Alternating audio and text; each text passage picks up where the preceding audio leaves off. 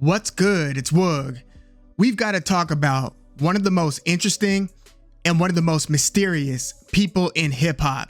You might have heard the name, you might not have. This guy still has a bit of a cult following, but it's a rapidly expanding cult following. I'm talking about Mach-Hommy, the Haitian American MC raised between Port-au-Prince, Haiti and Newark, New Jersey. And Mach-Hommy just released his new album, Richaxxhaitian. Now, to give you a number in terms of what album this is for Mach-Hommy, it's almost futile because of how prolific this guy is. Like how many projects between albums, EPs, compilations, mixtapes. This guy, I mean, he's only been around since like the mid 2010s, early to mid 2010s, but his output has been so relentless and his style of releasing projects has been so unique that it's kind of tough to get a beat on the chronology of his project releases. And I say mysterious because nobody outside of, I'm sure, those who know him have even seen his face. Anytime you see him in a photo, any public appearance, he always has a Haitian flag covering his face. And you'll see him with, in pictures with people as mega as Jay-Z. So he's clearly on the map. And again, he's got a huge following, but he doesn't do concerts, doesn't tour, doesn't do festivals. When he does release projects, he'll put it on a platform like Bandcamp, but he won't release it to streaming. And when he does sell like hard copies of his project, he'll sell like cassette tapes for hundreds. He'll sell, vinyls for hundreds of dollars, if not thousands of dollars. Very unique output. And again, very unique methods of releasing his projects. Like he always creates this aura of scarcity, very artistic in how he does this. And it really makes sense because when he really started to blow up, it was when he joined Griselda, Conway the Machine, West Side Gun and them.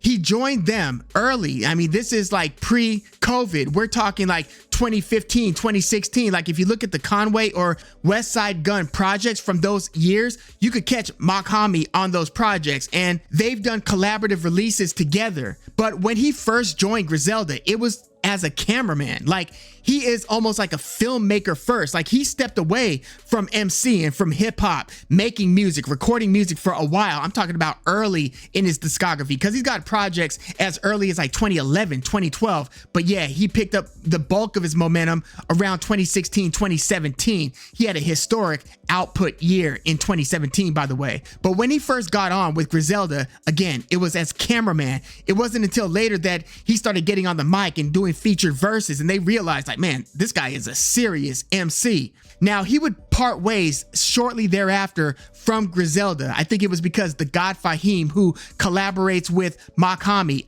I mean, they still collaborate a lot. But the God Fahim reportedly got into, a disagreement with West Side Gun. So they kind of parted ways and Mach-Hommy kind of sided and went with the God Fahim instead of going with West Side Gun. So they stopped working with each other for a while, but they reconciled a few years later, like at around 2020. In fact, when Mach-Hommy released Pray for Haiti, which is one of his biggest and most meaningful and important albums, 2021, big release, Pray for Haiti. And look at the art on the cover of that project as well. Mach-Hommy is big into visual art. And when he was stepping away from MCing and music for a while, he was just going to go straight into filmmaking and just do that. But when he released Pray for Haiti in 2021, that album listed West Side Gun as executive producer. So they were clearly back in good graces with one another by that point.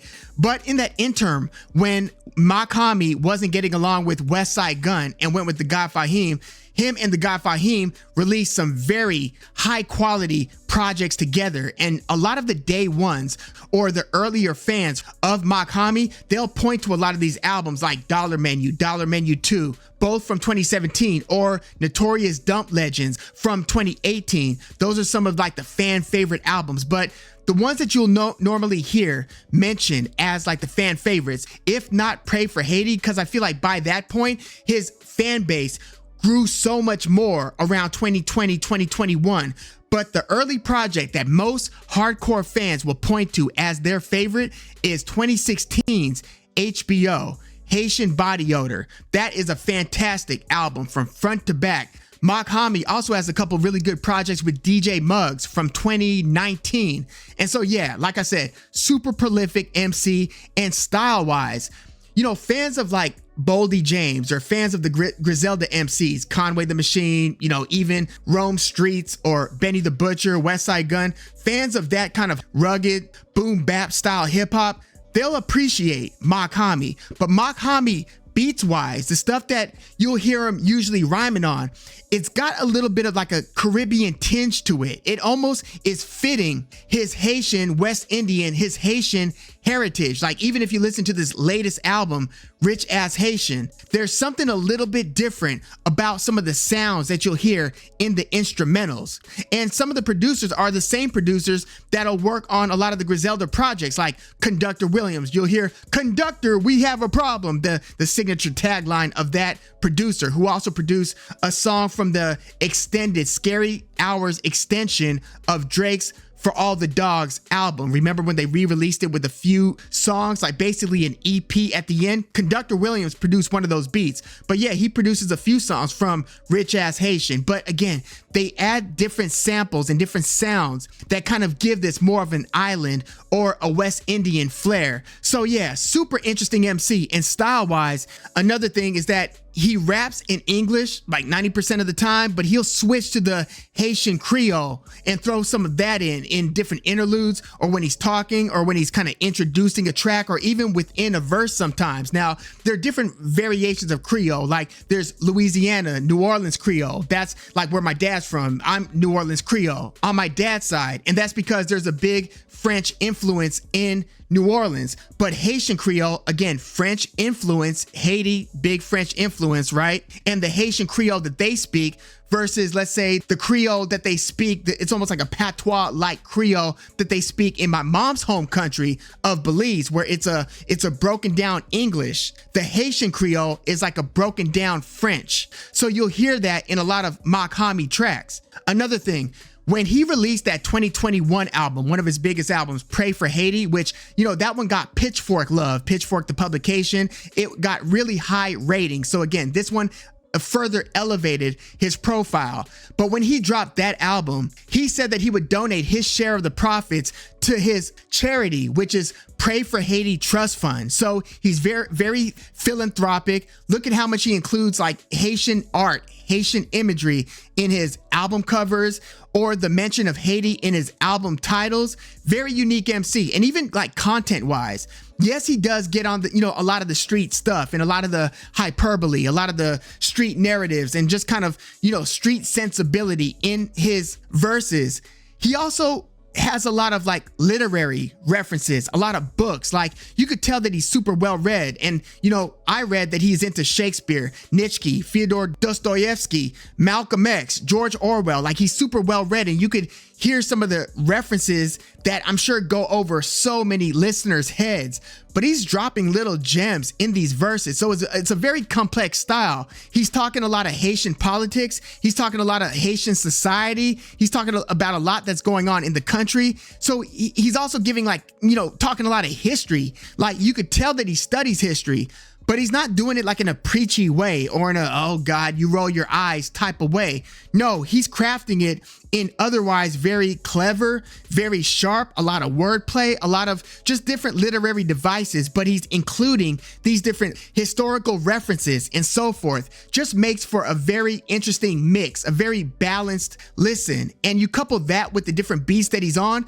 I swear, Mach-Hommy, listening to Mach-Hommy never gets old to me. It's very rewarding because every time you listen to stuff, you start picking up different things that he's saying within the verses that might not have registered the first couple listens around. So yeah, this is, again, he's one of hip hop's best or worst kept secrets. The word is pretty much out now. You know what I mean? Like he's got a lot more fans today than he did like 6 years ago. But let me know if you're already up on Mach-Hommy. If you are, where would you rank this latest Richaxxhaitian album among his discography? Again, I know that a lot of y'all probably have HBO as your favorite. Some might have Pray for Haiti. Some might have Notorious Dump Legends.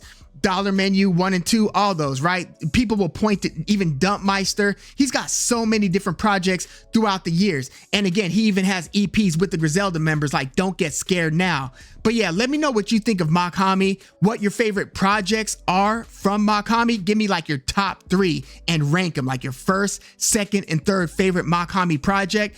And do you think that he will at some point make himself more available to the public? Like, will he start doing tours and shows? Because, you know, it does elevate the perception of his art in the way that he handles it. Again, he does a thing where he'll sell an album for hundreds of dollars. I remember when Nipsey Hussle, it was kind of a revolutionary move when Nipsey Hussle sold his Crenshaw album for like hundreds of dollars in 2013. And I remember Jay-Z famously bought a bunch of them to kind of like make a statement that he's supporting this approach to Nipsey Hussle's business. You know what I mean? I always thought that that was really cool. But do you think that Mach-Hommy will continue to create this aura, this mysterious aura of mystique? Because, you know, I find it kind of refreshing because we're living in the streaming era where there's no investment in the different stuff that you listen to. Like if you have Spotify, if you have, you know, Apple Music, whatever you have, you've got access to pretty much everything. Like I remember going to Tower Records, Sam Goody,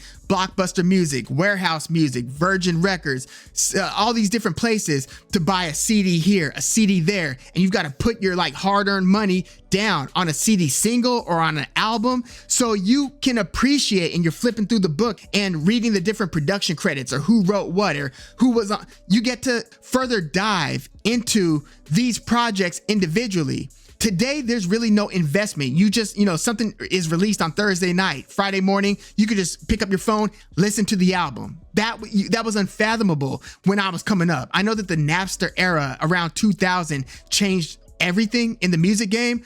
Where we find ourselves right now, again, there is no level of investment from fans when we are listening to these albums because it essentially costs us nothing. So I like that Mach-Hommy is kind of elevating the art by handling his projects and his product in a very unique way. I appreciate that. But yeah, let me know your thoughts on Mach-Hommy in the comments. Like the video, subscribe to the channel if you love hip hop like I do.